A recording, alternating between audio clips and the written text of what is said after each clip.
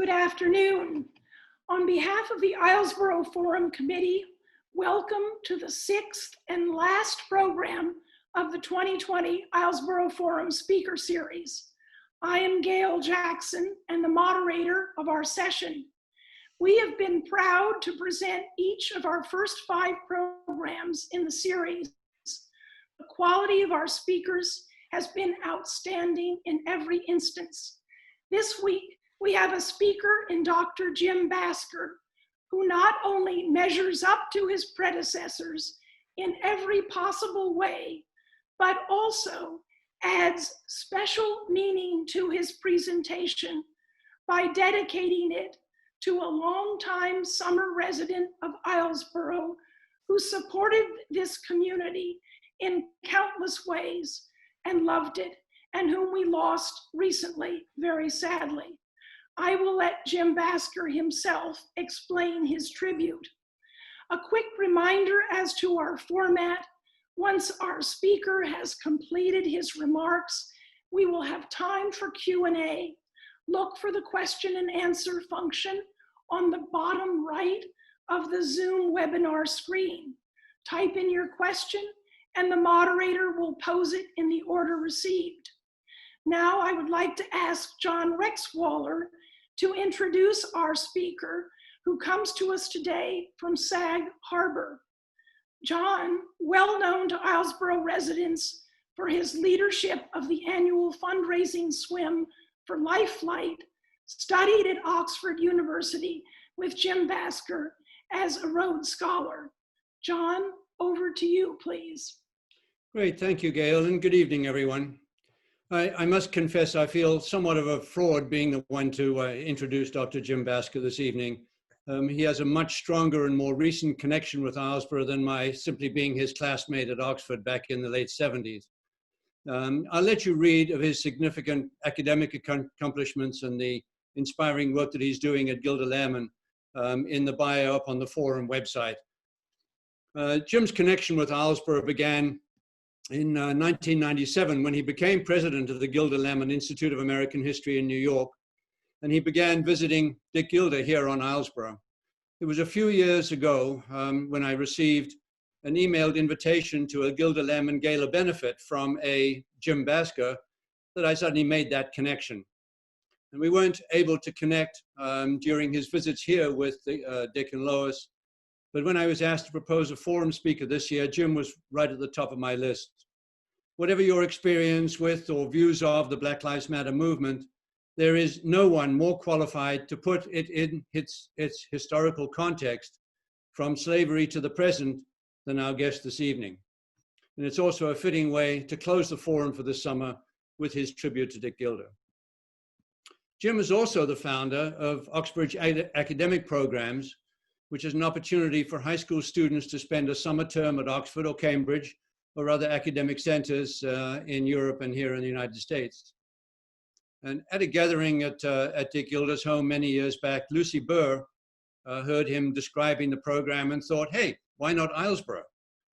And since then, Lucy has enabled more than 20 Islesboro Central School students to attend this extraordinary program, including recent graduates Olivia Kelly, Asa Van Dis, Sonny Cohen, who is at St. Andrews University, and Emily Lau, whom you saw introducing Hawaiian navigator Bruce Blankenfeld just a couple of weeks ago on this program. I know there are a number of Islesboro Central School students and college students here on the island listening in this evening who are intensely interested in your topic, Jim. I would normally end my introduction with a welcome to Islesboro, but in this case, Jim, welcome back to Islesboro, and we really look forward to your remarks. Thank you. Well, John, thank you very much for that gracious introduction. And Gail, thank you for the welcome. And Michael, thank you for the technical support. As Gail mentioned, I would very much like to dedicate this little presentation to Dick Gilder, whom I knew from 1995 onwards when we first met. And also at the same time to Lois Childs, his beloved wife, who supported him so lovingly and indefatigably to the end of his life.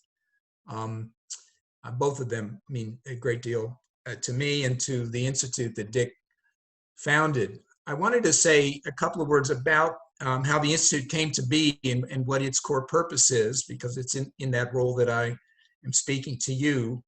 And I think we put together a little summary, if Mike can show it, of some of the governing measurements of what the Gilder Lehrman Institute does. Dick, with his friend and longtime partner Lou Lehrman, founded the institute in 1994. And in fact, the prompt was a lecture from David Bryan Davis at Yale on the history of the transatlantic slave trade. So in a sense, the Gilder Lehrman Institute began with a moment of inflection about the history of Black lives in the 16th, 17th, and 18th centuries as a result of the slave trade. Dick was unhappy that he'd never studied the subject in high school and felt that teachers in the future should know about it. So he sponsored a lecture and a teacher seminar and founded the Institute, and off we went. He and Lou built one of the largest and most important collections of American historical manuscripts anywhere. And then instead of donating it to a university or some archive somewhere, he gifted it to the Gilder Lehrman Institute and charged us with using these documents, some of which you're going to see in a couple of minutes, to improve the teaching and understanding of American history, and particularly to make them available to teachers and through them to their students. And the result has been, over time, as John mentioned, I became president right at the beginning of 1997. With Dick's generosity, phenomenal generosity, and passionate support, the Institute has built programs that now reach into all 50 states. And in fact, we have affiliate schools in 77 other countries, although the largest number in the United States. And if I could have the slide about some of the other programs at Gilder Lehrman, you'll get a sense in a rapid statistical snapshot of what the Institute does. Michael, is that slide on hand? If we move to the slide with all the numbers on it, the Gilder Lehrman Institute oversees a network of more than 27,000 affiliate schools in all 50 states, and we're gaining more than 3,000 new schools each year. One of the largest programs that the schools enjoy is the Hamilton Education Program online. For the past 3.5 years, we've been partners with the Hamilton Show, doing an academic program in the cities where the show was in the theater. But of course, the theaters are closed. And fortunately, we had begun working on an online version of that program a year ago. And just this past week, it went live for schools everywhere in the United States, free and accessible to any school, grades 6 to 12. In the first day it was available, we had more than 2,000 schools sign up for it. We have a summer academy that is open to what are called the Richard Gilder History Students of the Year. This year, almost 1,000 students have joined that academy. They have special programming in the month of August to enable them to meet admissions directors from colleges, have access to important scholarships, and have coaching about preparing their applications to college in the humanities. We opened our programming as well to families. So we have more than 55,000 teachers registered with us in the affiliate school program, but in April, when everything went to online teaching, we realized that families needed some support as well. So we have a family registration, and indeed everybody on this call today would be welcome to sign in, whether on behalf of their own children or their grandchildren, or just out of interest. This past summer, we converted all of our teacher seminars from in-person seminars, serving a maximum of 1,000 teachers. We rapidly, and the staff were really amazing at how they did this, turned them into online seminars, and we were able to more than double the enrollment to serve 2,600 teachers in those seminars, the last of which are just finishing this week. We've also been offering self-paced courses that are derived from our online master's degree. And again, in the first 6 months of this year, we've had more than 2,800 people purchase a self-paced course from our website. We have a new book breaks program, we call it, a weekly book talk show on Sundays, very like this that you're enjoying on the forum. And we have about 1,000 people a week signing in for those. And those are just some of the programs. Any of you would be welcome to join. And please contact me if there's anything you'd like to know more about. We'll connect you. But if you go to our website, you'll see them. So today I had promised to talk about selected documents, just 8 or 9 from the Gilder Lehrman collection, that open up a little bit of historical background in the area of African American history, and on this topical area where, as I put it, Black lives have always mattered to American history. So I start with an image of Phyllis Wheatley, who has been recovering a little bit in terms of her reputation. She was a phenomenon in the 18th century. She arrived in Boston as a 7-year-old girl on a slave ship. No one really knows her origins or where her parents were, but she proved to be a prodigy. She was purchased as a household slave, but educated and raised in a household in Boston with the Wheatley family. She was brilliant. She learned English within a year. She began writing poems by the age of 11. By the age of 19, she published so many poems in newspapers around Boston and New England that her friends and supporters sent a manuscript of her work to London, and she had a book of poems, which you see here, published in London in 1773. And she went to London as a celebrity, phenomenal. So Phyllis Wheatley has begun to return to our consciousness in the last 20 or 30 years, largely through English departments, where people are marveling at this young woman who wrote poems in imitation of Alexander Pope and John Milton and others. But I want to also stress that she was an American patriot and a supporter of the American Revolution. And as such, even though she's been known recently as the mother of African American literature, I would argue she should also be seen as the unacknowledged poet laureate of the American Revolution. She wrote poems on the addressed to King George about the Stamp Act in 1768, on the Boston Massacre in 1770. When George Washington was named commander-in-chief of the militias and the American forces outside Boston in the summer of 75, she wrote a poem, long forgotten, and sent it to him, welcoming him, singing his praises, and also supporting the American cause.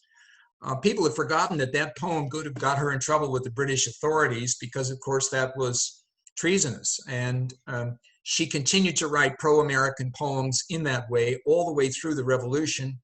Her last poem was published in 1784, a tribute to the America of the future. And then she died suddenly of cholera in that year, age 31. I'm hoping to recover her, and I think she'd be a great subject for a film one day about some of the forgotten lives of the American founding era. But she was very much an American patriot, and Washington, who wrote a letter of response to her, appreciated her support and even tried to use it in the newspapers in Virginia to curry further support from within the African American community. The next document I'd like to show you, and I'm going to comment just briefly on it, of course, is familiar to everyone here. Not only one of the most important documents in American history, but really in world history. The first document of self-determination, a social contract arrived at through the Continental Congress issuing this declaration. This copy you see in front of you is even rarer than the original printing from Philadelphia, of which many copies survive. As far as we know, the one you see is the only copy to survive of a Charleston, South Carolina printing, which occurred 3 or 4 weeks after the Philadelphia printing. And it's significant for many reasons, including the name of the printer, who's, if you have a terrific sense of power of vision, you might be able to make it out, Peter Timothy. But he was literally putting his life on the line when he signed this in type. It's also a tribute to the mass media of the time, because the declaration was sent out in these broadsides. But then to get the word around within local communities, they reprinted it and circulated this up every valley and county in South Carolina. The phrase I wanted to point out in this document, just to highlight one, is one that my high school teacher didn't teach me about, and I wonder if anyone much these days. And that's near the bottom, if you can make it out. One of the grievances that the founders had against the British they describe as King George having excited domestic insurrections amongst us, which sounds like a fight in the kitchen somehow, a domestic insurrection. And of course, it is an elliptical reference to slave insurrections. In the first draft of the Declaration, Jefferson had put an entire paragraph about the inhumanity of the slave trade and of slavery, and he was calling it out and complaining in there about Lord Dunmore in Virginia having granted freedom to slaves of Americans who would come and fight on the British side. And indeed, many did, some from Monticello, some from George Washington's home in Mount Vernon, some from all over Virginia. As many as 2,000 went to fight on the British side. So when Jefferson went to Philadelphia to draft the Declaration, he was anxious about this particular phenomenon, but the delegates forced him to remove that paragraph from the first draft. And it only continues this anxiety the founders had about slave insurrections as that strange little vestigial phrase, domestic insurrections. We can feel in the background the presence of African-American history even behind this document. Let's move to the next one, about which so much could be said. This is actually a pair of extremely rare copies of the Constitution. The one on the right is a first printing of the Constitution from September 1787, and it is an extraordinary copy. I think Dick was as proud of this document as any single item in our collection, because it was Benjamin Franklin's signed copy, which he presented to a relative of his. And you see very well, I think, the first page of it. It may be the single most valuable item in our collection as well. But on the left is an even rarer version. It's an earlier printing of the Constitution that was not meant to survive. None of us was meant ever to see that piece of paper on the left, because it was the first printed draft that the delegates used behind closed doors to deliberate what the final version should be. It was printed about August 6th of 1787. This is Pierce Butler's copy. You can see his name at the top and some of his handwritten annotations as he's recording some of the changes that the delegates agreed on in the course of their deliberations. But again, they were all supposed to destroy their notes, and they weren't supposed to report outside the room any of this deliberation and how the sausage was made. What I like to point out when I'm working with students about these two juxtaposed is that as of August 6th, these delegates still regarded themselves as representatives, as you see in the preamble, of the people of the states of New Hampshire, Massachusetts, Rhode Island, Connecticut, New York, New Jersey. They were separate states. And sometime between that day and the final draft of this Constitution, they had reconsidered and redefined and redescribed themselves as we the people of the United States. I can't think of a more significant moment in the history of America that we can see through this textual evidence than that reconception of separate states cooperating, becoming one nation, we the people of the United States. A marvelous moment captured here in these documents. Let's jump to the next, because I promised to be as brisk as I can be about these incredible materials. This too is a document of a kind that many of us were unlikely to ever see again, because this is a letter from Frederick Douglass to his former slave owner, his former master, Hugh Auld. It's written about 19 years after he had escaped from slavery and become a free man in the North. He'd become a very prominent abolitionist, a famous writer, because his slave narrative, published in 1845, had been a bestseller across the English-speaking world. It's really a remarkable letter in which Douglass is writing to his former owner to try to gather information about his childhood and to express some emotions about the family who had owned him for several years. And at one point, he's asking about where Hugh Auld's adult children are, and he says, "They were dear to me and are still. Indeed, I feel nothing but kindness for you all. I love you, but hate slavery." Now, to me, it's extraordinary to witness that depth of humanity in a person who had been property, who had been a slave from birth until his escape at age 19, and even in the 1850s, some would say, was a fugitive slave who could have been recaptured and punished. The depth of humanity where he could acknowledge his feelings for Hugh Auld and the family in such terms and without bitterness, it's quite remarkable. The other thing I would point out about this document, when you look at the handwriting on the left, our curators determined early on that this is not Frederick Douglass's handwriting. In fact, by comparing it with other manuscripts, they discovered that it's the handwriting of Hugh Auld himself. No, it's not a forgery. He did not invent this letter. What happened was that, in fact, Hugh Auld passed Frederick Douglass's original letter on to members of his family, to those adult children and others, so that they could read it, and that letter disappeared. But he retained his own copy, which is suggestive itself of some emotions on Hugh Auld's part. Perhaps he was proud to have been written to this way by the now famous Frederick Douglass. Perhaps he was moved emotionally, but for whatever reason, he took the trouble to record this text in full.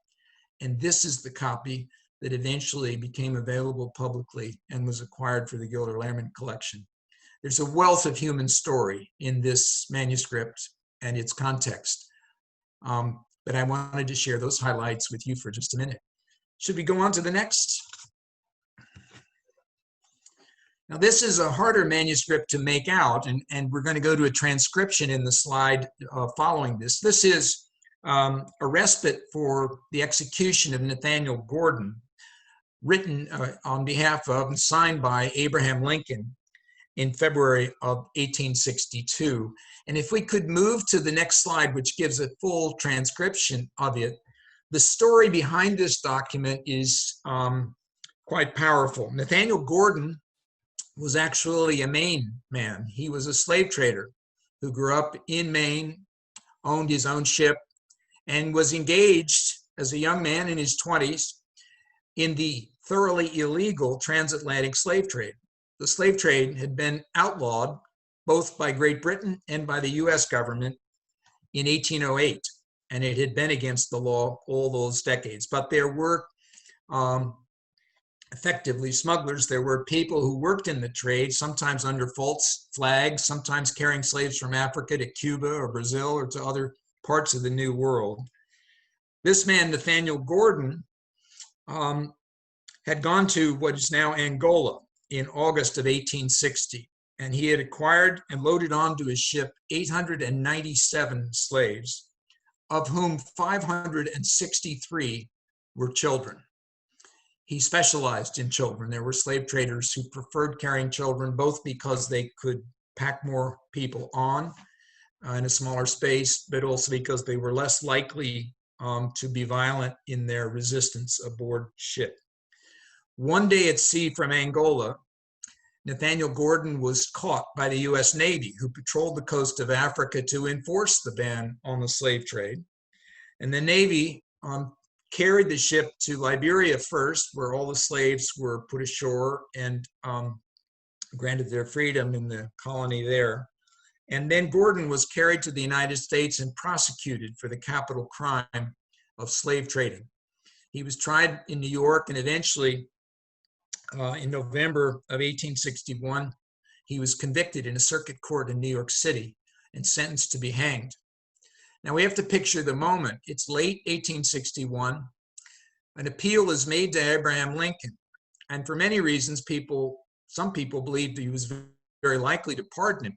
No one had ever been executed for the crime of transatlantic slave trading. In all those decades, no one had ever been prosecuted to the point of an execution, although some had been convicted and pardoned or had small penalties. And here's Lincoln 10 months into the Civil War. Many felt that he was still trying diplomatically to find a way to end the war, to prevent further bloodshed. But he made the clearest signal that he could on how he felt about slavery, perhaps his feelings compounded by the fact that hundreds of children were involved in this episode, because instead of pardoning or commuting the sentence in any way, Lincoln simply gave him a respite of a couple of weeks and encouraged him to prepare to meet his maker.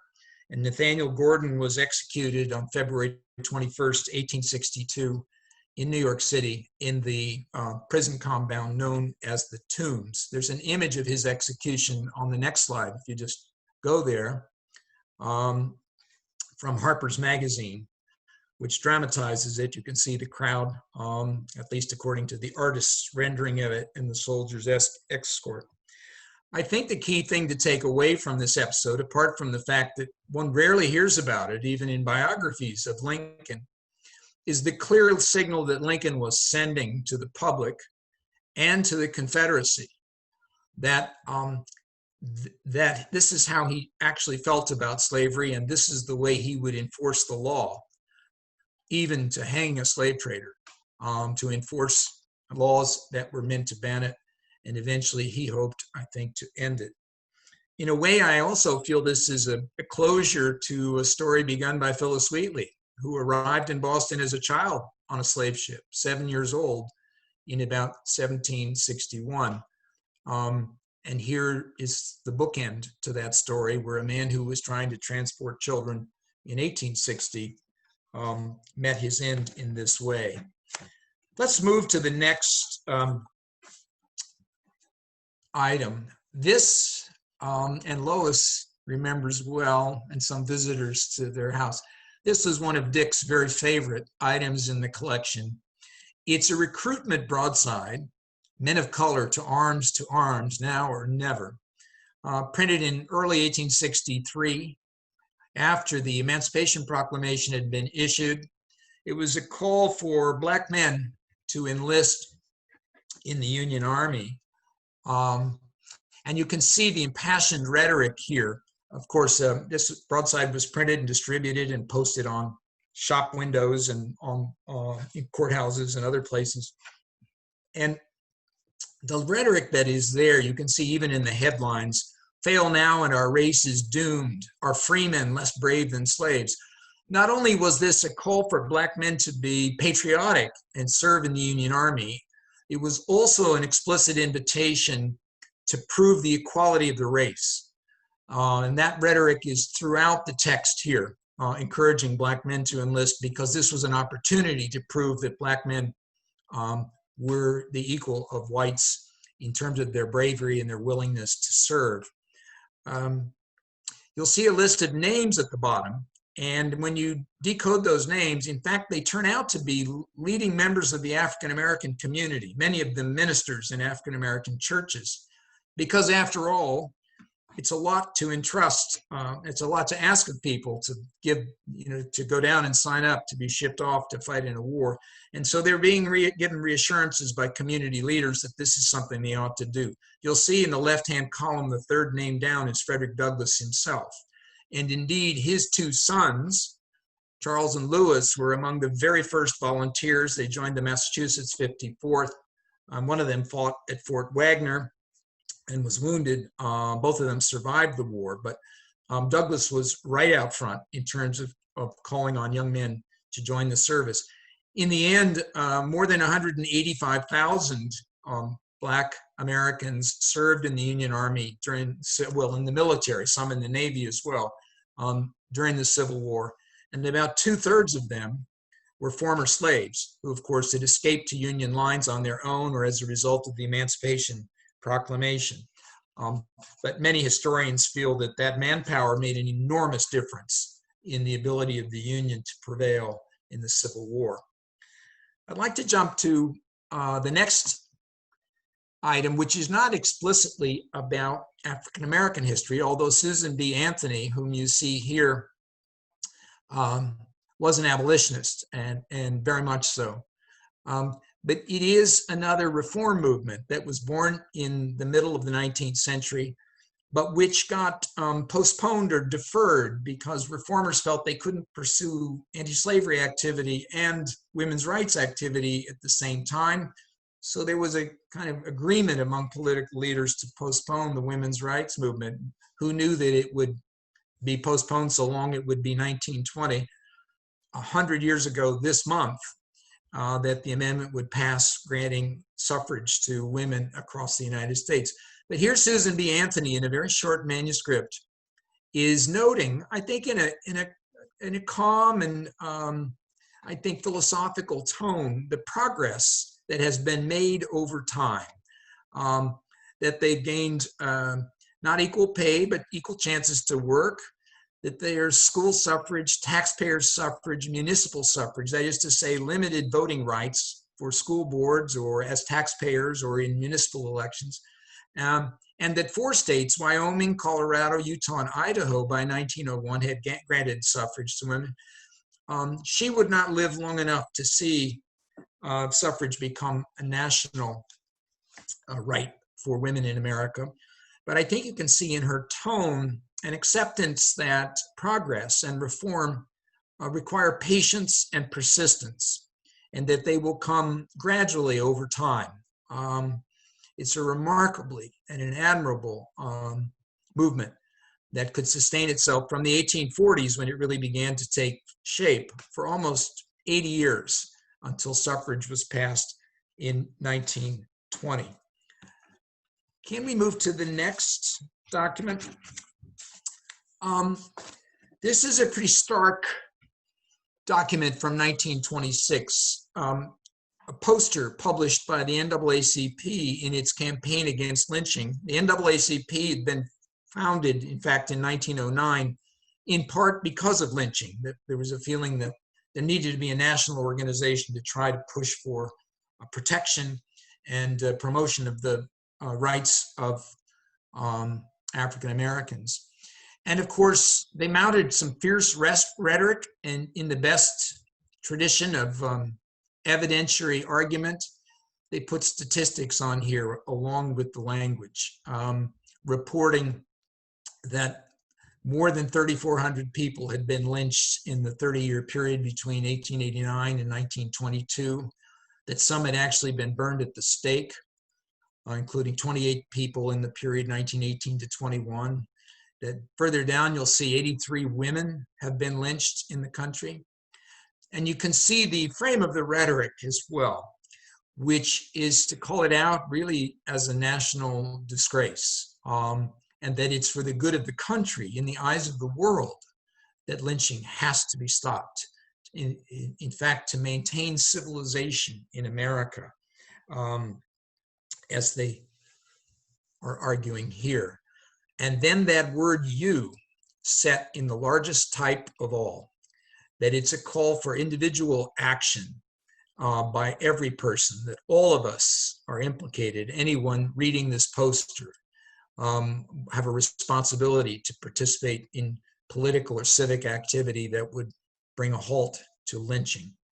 Any of you who have been to Montgomery, Alabama, and seen Bryan Stevenson's incredible lynching memorial there, it's one of the most powerful new monuments in the United States, part of the Equal Justice Initiative.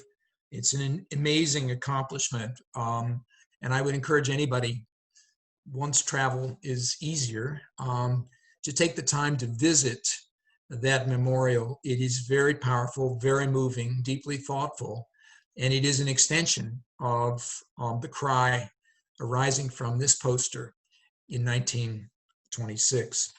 Let's hop on to the final pair of documents where I want to pause for a minute. The poster on the right is from 1968. I think people are today seeing reprints of it on t-shirts, on NBA jerseys. It's one of the slogans that some of the NBA players have chosen to put on their jerseys. But that's only the latest iteration of what is an historically recurrent phraseology. This poster was worn by striking garbage men, sanitation workers who were largely all African American in Memphis, Tennessee in 1968. It was a strike that Martin Luther King had gone to Memphis to support. And of course, it was on that visit to Memphis that Dr. King was assassinated. So it brought the end of his life. But the phrase here, you can see the emphasis under am. I am a man. would be potentially mystifying if not for the token on the left that shows that the modern poster was a self-affirmation that was actually an answer to a question that had been raised rhetorically since the 1780s in the anti-slavery movement, both in Britain and in America. The token on the left, which shows a kneeling black man with chains on his arms and legs, reads, "Am I not a man and a brother?" That was the plea that was voiced over and over again rhetorically in abolitionist campaigns, in their literature, in these medallions, and indeed the Wedgwoods in London or in England produced medallions that replicated this motto. Well, that appeal to recognize the humanity, am I not a man and a brother, not just a person, but also in some larger Christian sense, a brother, a member of the human family. And then the rhetorical answer that still needed to be affirmed again in 1968. I am a man. And to some degree, NBA players today saying the same. I think we can feel in this juxtaposition how there are historical threads and historical continuities to these questions about the feelings of a group that hasn't had its full humanity recognized in many contexts until today. And I leave you with these images, and I'm happy to answer some questions now, but with the thought that by examining documents like this and by making ourselves more deeply aware of the depths and nature of the history of the African-American experience in our country, it enables us to understand better some of the emotions that are alive today, even some of the most ardent rhetoric, which may in times seem over the top. But I think going forward, this is the kind of history that our students are going to need in order to be able to build a unified and progressive and hopeful future in our country together. So I leave you with those thoughts and with those documents. It's a rapid history lesson, and I'm happy to take questions from anybody who might want to raise one. All right, I'm going to jump in here as the moderator, Jim. Thank you very much for a fine presentation. You brought those documents alive in a way that I would not have thought possible, but they are living, breathing elements of our history. And the point you make, that knowledge of these documents from an earlier period can help us understand where we are today, is such an important lesson, and especially for young people. So thank you for spreading that. I'm going to ask John Rexwaller if he would like to ask the first question while others are thinking about what they might want to bring up with Jim. So John, if you would like to start us off, that would be great. Sure, thank you, Jim. That was really remarkable. Lincoln went to Frederick Douglass, sort of looking for his help in the recruitment of black men into the Union Army when the outcome of the Civil War was still sort of sitting in the balance. So that's sort of a president with election issues, with a war issue, sort of going to Frederick Douglass and saying, "Help me." And then Martin Luther King, just before the '60 election, was with President Kennedy and was pushing him on the civil rights issue and sort of asking him, I think, to sign the Second Emancipation Proclamation, as he called it, which eventually got signed in '64, '65. So now we're coming into another election, another issue where Black lives are certainly at issue. And so, how do you think we should have, or should we let those older instances inform us as to how we should see this election and this issue, in the current context, hundreds of years later?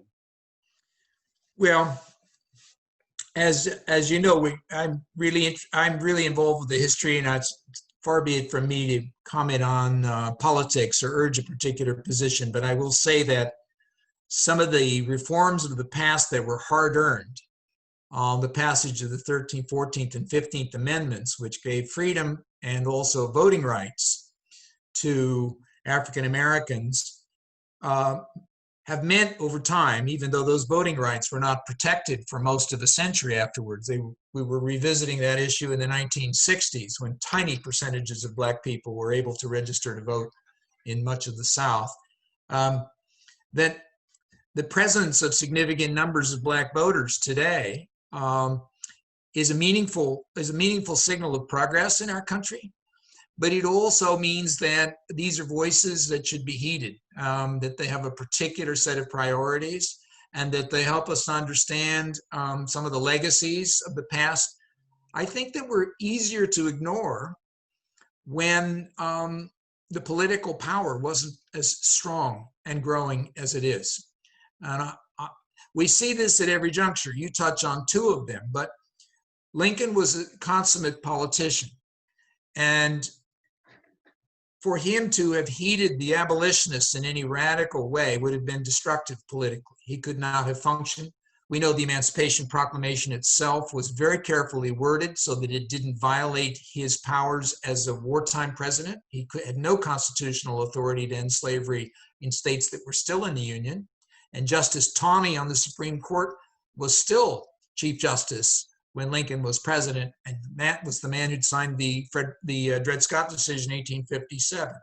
So Lincoln, the lawyer, Lincoln, the constitutional president, Lincoln, the politician, was circumscribed in what he could do, and yet he managed to move forward, not as quickly as Frederick Douglass might have liked. And the same was true in the 1960s. So we may be in our time seeing something of the same pressures that one doesn't want to call them the most extreme, but the most vociferous proponents of certain political movements are expanding the political spectrum for us. And gradually, I think the center of gravity will move in that direction. It may not move all in one lurch, but I think it will move in that direction. And history shows that that kind of expansion has happened, and has happened in peaceful ways, ultimately. That's what I hope for today. Yeah, thank you. Thank you, John and Jim, for that answer. We have a question from Lavinia Wood, which returns to your document of Frederick Douglass, his letter to Hugh Auld. She wants to know if you know whether Frederick Douglass ever received his longed-for reply from Hugh Auld. I'm not sure that he had an answer. We don't know about Hugh Auld's response, but we do know that there was correspondence between Douglass and members of his family. It's just that the accidental survivals of letters are not complete. And so we don't know specifically whether this letter was answered by Hugh Auld, because there is no surviving evidence of that. But I'm glad for this question, Lavinia, also because it's one of the abiding embarrassments of I will say, the academic establishment, of which I am part as a professor, that there is no scholarly edition of the complete works of Frederick Douglass. I just pause for a minute to let that sink in. That whereas for almost all the major historical figures, going back to Washington, Hamilton, Lincoln, everyone, there are complete scholarly editions of the letters and so forth. Douglass's complete works, I mean, his major published texts are available in many versions, but his letters and his private papers have not been collectively published in a scholarly edition. So it's one of the great desiderata of our time. I know there are scholars that work on it, but the project has been sort of captured by a couple of people. I hope someday that it is wrested from their control and accelerated, because it's something we should have for sure. Excellent. Well, that's something the young people in our audience can think about taking on if they Yes. are drawn to history, in part because of your excellent presentation. We have a question from, I think it's E.T. Williams. Can you talk about the role of free Blacks during the Revolutionary War? Oh, I'm so glad to have that question, because it's actually an area that I'm very interested in. I'm engaged just now with the Library of America to publish a volume of works called Black Writers in the Founding Era. I've been collecting the material for about 5 or 6 years. It's more than 100 writers, including Phyllis Wheatley, but several of the people in that volume are either themselves Black soldiers who fought in the American Revolution, or they're widows applying for pensions on the strength of their husband's service. Yes, it's amazing that we forget that there were at least 5,000, but scholars now begin to estimate 7,000, 8,000, 9,000 African Americans who served in the forces, in the American forces during the Revolutionary War. And indeed, there were Black men at Concord and Lexington, at Bunker Hill. The first man to die at Valley Forge was an African American soldier from Connecticut. And there were many others. One of the most interesting for me is a man called Lemuel Haynes, who arrived at Lexington the day after the battle that broke out there to begin with, and Concord to begin the war. And he served as a soldier for some time, later qualified as a minister, and for 30 years was the minister in a white parish in Rutland, Vermont, and then later shifted into New York State. He's present in my volume, but he's one of the many, many stories that await recovery from the founding era, because somehow we've just, through haphazard inattention, forgotten so many of these figures from the Revolutionary period. Henry Louis Gates, who's a trustee of the Gilder Lehrman Institute and was a very close friend of Dick Gilder's, loved Dick very much, even wrote when he heard about Dick's death in May. But Skip did research on his own ancestors. He comes from West Virginia, and he discovered in the 1980s, early 90s, that he had ancestors who'd fought in the American Revolution. And so Skip became one of the first Black men today invited, I think in the 1990s, to join the Sons of the American Revolution, which is an organization that historically had been open only to whites who had defined themselves as descendants of soldiers in the American Revolution. But now the organization includes Black descendants, as does, I'm pleased to say, the DAR, the Daughters of the American Revolution. But there's a lot more to be done there. We need some movies like Glory, what Glory did for the Civil War, with its account of the Massachusetts 54th, one of the best films I've ever seen about the Civil War. We lack that for the Black experience during the founding era. And so I think for the young people who might be listening, filmmakers do a wonderful job of storytelling, and we need a Spielberg in the next generation to tell those tales as well. Thank you, Jim. I'll just comment, having just recently seen Harriet Tubman, I can recommend that highly. Directed by a woman, a Black, an African-American woman. It's really quite a powerful film. Would you care to comment on what you think that contributes to the whole understanding of this issue? Well, I could go on about it. I mean, I think filmmakers are profoundly important. They're the most important storytellers of our time. Dick and Lou Lehrman founded the Lincoln Prize back in 1989-90 to recognize the best book on Lincoln in the Civil War era every year. And then Ken Burns' film on the Civil War won because it was so powerful. We know that when Spielberg's Lincoln came out as a film, something like 6 million people saw it the first week it was available. Well, no author could sell 6 million copies of a book in a week. And so the power of those storytellers, the filmmakers, is enormous. And I am a very bookish person. I read and write books, but there's just no denying the importance of filmmakers to help the larger public grasp and know some of these stories and feel excited about them. Excellent. Now we have a comment from Marilyn Richardson, which was triggered by the images you showed of Wheatley and Douglass. And she says there are 2 monuments, the Women's Memorial in Boston, showing Wheatley, Abigail Adams, and Lucy Stone, And there's one in New York Central Park showing Anthony Stanton and Sojourner Truth. And she says the second of those will be unveiled August 26.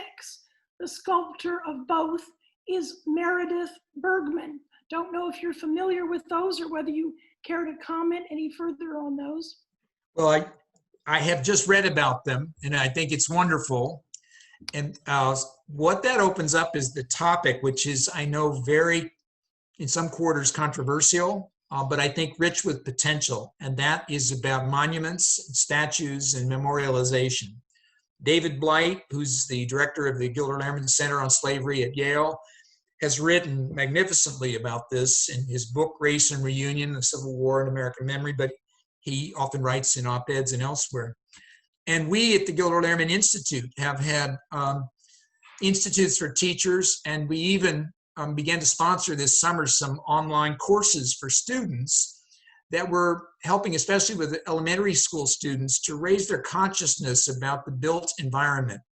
And so students there were assigned to go out in their community, whatever small town or village they lived in, and think about the streets that were named for historical figures, or the local schools named for historical figures, or statues or memorial plaques, and come back and report about one.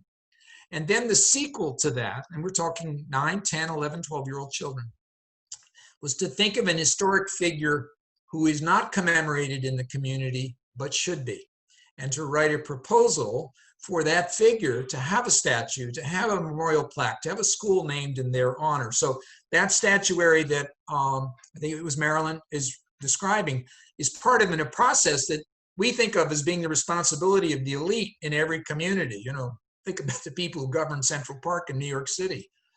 But I think one way to get children engaged with civic life from the beginning is to awaken their sense of how history and historical figures are inscribed in the world we live in, and that every citizen should have a voice in saying collectively how those monuments should be created, who they should honor, and why. And I think it's a direction that every teacher could go, which would liberate kids' imagination and get them thinking about history in ways that weren't just memorizing the contents of books and feeding it back, but actually thinking about what do we do in my world today to make history live on. Excellent. You mentioned David Blight. He had an op-ed piece in the New York Times on July 17th, so a very recent op-ed, proposing an approach to use for dealing with this big monuments question. And if I can boil it down, perhaps you can embellish, it is to create a special commission that of art historians, people who are knowledgeable about the existing monuments, etc., and really turn this issue into one that is carefully and thoroughly researched and examined. Because these little communities that are faced with statues and monuments, they don't have the resources to do that kind of thorough examination. So I'd like to hear what you have to say about that idea. Well, I think it has great value that we should have historians and public leaders and so on weigh in on it, and there should be a process. I don't think we should have effectively, I don't want to call it mob rule, although that's what Alexander Hamilton might have called it, where, you know, whatever group of people is most numerous or more forceful determines what statues stay up or come down. That's not sustainable, obviously, and that's not productive of a peaceful and engaged civic body. I'm not entirely in favor, though, of delegating this to an elite body. I really do think it's something that belongs in every community. I mean, I've been to places in Maine where the local statue in honor of a Union soldier of the Civil War was created by the village, created by some people there. I grew up in a town in Oregon called Grants Pass that was named for Ulysses S. Grant after the Battle of Vicksburg. You know, there was a conscious decision at the local level to do that. But I think it needs to be a multi-front engagement, the historians and the commissions can give us information. The most important information is about, the original activities and significance of the events or the people discussed, but also the date when a monument was created. Does a Civil War monument that was created in 1866 mean the same thing as one that was created in 1920 or even in 1910? So the local circumstances matter. There are other ways to approach it too, which is, I've heard it proposed that some of the more controversial monuments should be recontextualized and honored in historical institutions like museums and historical societies. I've heard other suggestions that instead of tearing a statue down, a rival statue should be put up next to it. So that if there's a statue of Robert E. Lee, perhaps one should go up of Lincoln or Frederick Douglass or of someone from the other side of the cause. So I think there are multiple approaches, but I like the idea that this should be deliberative and consensual and not simply a matter of raging political or even street fights back and forth. Yeah, fair enough. So since we are dedicating this particular program to Richard Gilder, is there anything else you would care to add about projects that you knew he wanted very much for your institute to pursue, his special wishes projects, things that he wanted to delve into more?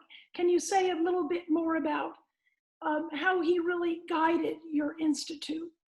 Well,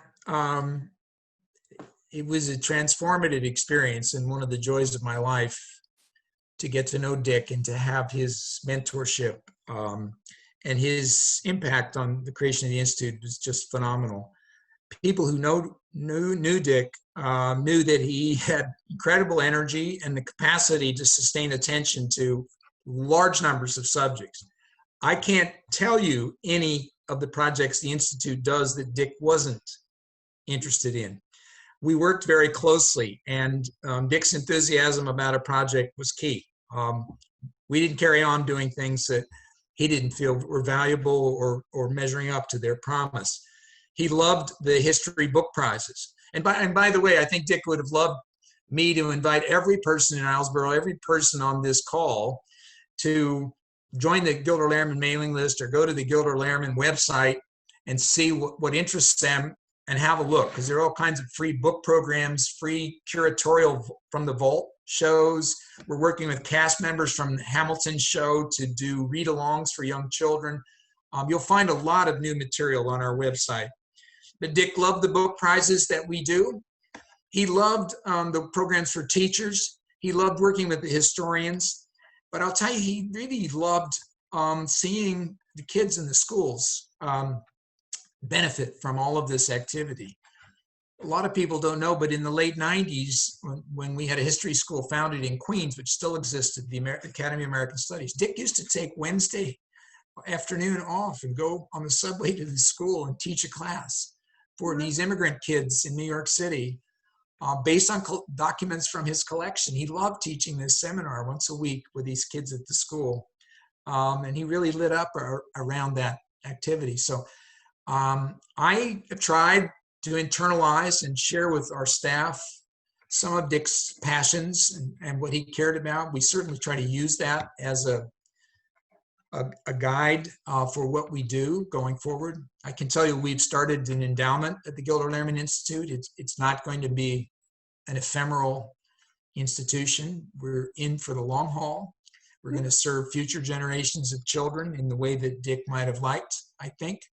And as I said to our staff after Dick died, that our best way to honor his memory is to devote our work to his memory. Excellent. And that's what we will do. Thank you. And I might just ask you to close in about 30 seconds or so, if that gives you enough time. You've alluded to the project involving the Hamilton musical and the educational partnerships and interactions.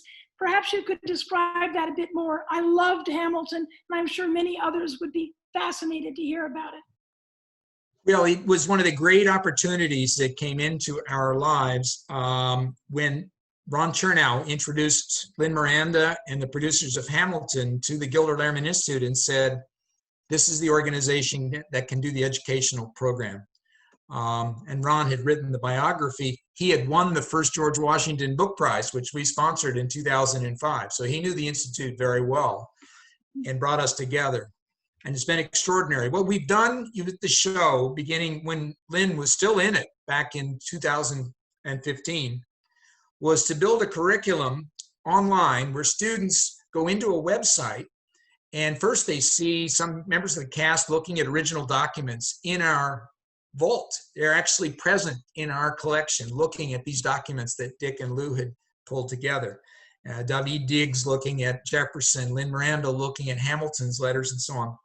So kids get to see this example and hear them talking. Then they're assigned to go into the website and research any of about 42 characters, some of them in the show, some of them not, or 15 events. And there's a cluster of primary source documents for each of them. Kids are turned loose under their teacher's guidance to find a subject that interests them, and then one or two or three together choose to look at those documents and master the voice of them, and then create either a written word piece or a song, a rap piece, or even a dramatic sketch. Write it out and perform it. And that was their ticket to the show. 165,000 kids in the United States, all from Title I schools, all from the poorest schools in those communities across 30 cities, large numbers in New York, of course, because that's where the show began, have been to see Hamilton because they researched the program through the Gilder Lehrman collection, created their own piece in their classroom. In other words, they did what Lynn Miranda had done, looked into the history and then put it in his own voice in the modern times. And then they got to go and see the show. And I can tell you some perhaps on here. I know that Lois was with us in New York and in New Orleans, and Dick was there with her. And I think very excited about seeing these kids experiencing this show with the depth of information they had. The experience they brought to it was a feeling, yes, I know the founding era. I've put some of its characters in my own work. And now they were celebrating with Lynn Miranda. We've moved to an online version. And we think we were hitting 50,000 students a year, huge labor, very expensive because each kid had to have a ticket to the theater and buses and so on. Now that we're doing this online, the scale can go up almost logarithmically. As I mentioned, we had more than 2,000 teachers sign up the first day. So we're anticipating as many as 100 or 150,000 students, even in the first year, will experience Hamilton through the online curriculum. And most of them will be going to the Disney Plus version of the show, which, for those of you who haven't seen it, is a filmed version of the stage production. So it's not filmed, it's actually a documentary film, if you will, of the stage show. And you'll see Lynn Miranda and David Diggs and so on. So it's a great resource for people in Alaska or Hawaii or anywhere, Islesboro, Maine, who might tune into Disney and see that show for 2.5 hours and then go to our website and see the historical materials that deeply inform the background. Well, it sounds like a marvelous resource for parents and teachers and young ones. For parents who are facing more at-home teaching, I think the Gilder Lehrman Institute is a place they can go to for some wonderful ideas. And you have really paid enormous honor to Dick Gilder's memory and his work by bringing his institute alive in the way that you have. We're very grateful to you, we Islesboroites, because we cared a lot for Dick Gilder. So I want to thank you. You are a fitting close to our 2020 season, and we hope to see you on Islesboro in the not distant future. Now, I am going to stay on for just 2 more minutes to kind of wrap up our season. So Jim, thank you, and you're welcome to leave or listen to my little discussion of the 2020 season. Either way. So, happy to sit in the corner. Thank you very much for this. I've loved talking to the people of Islesboro. Wonderful. So as this is our last program, I would like to take about 2 minutes to say a few things about the forum, a kind of summing up of where we are. Our programs thus far are attracting between 50 and 85 registrants when we combine the live stream attendance with the recorded views. Of course, the recorded views will continue growing with time, and we can't know how many family members squeeze together to listen to a program that shows only one registration for the entire family. As an Islesboro selectman commented to me recently, you are drawing the largest audiences on the island. Only select committee meetings dealing with the thorny issues of ticks and deer have drawn larger audiences, he said. So that's something to make us feel good. Our committee has decided to go ahead with planning for a forum speaker series in the summer of 2021. At this point, we don't know whether it will be 100% in person, as it was for its first 27 years, or 100% remote, as it was this summer, or a hybrid, some of each. We'll stay tuned. We'll figure it out as you are figuring out how your lives are going to continue to be affected by the pandemic. We ask you and invite you to go to the islesboroforum.org website. Give us your ideas for speakers or just improving the forum in ways you'd like to suggest. And while you're there, please consider a donation to help us pay for this summer's forum and for a 2021 series. Now I'd like to take a moment to pay tribute to a longtime forum committee member whom we lost this past year. That's Sandra Kramer, a beloved mother of Glad Jones, as you know. She was always full of excellent program ideas and always generous with her financial support of the forum. So we remember her contributions with gratitude. Finally, please join me in thanking the 7 other committee members for their invaluable contributions. Their names are listed on the website. I acknowledge our technical producer, Michael Hutcherson, who makes the delivery of these programs possible. Thank you for your interest, your support.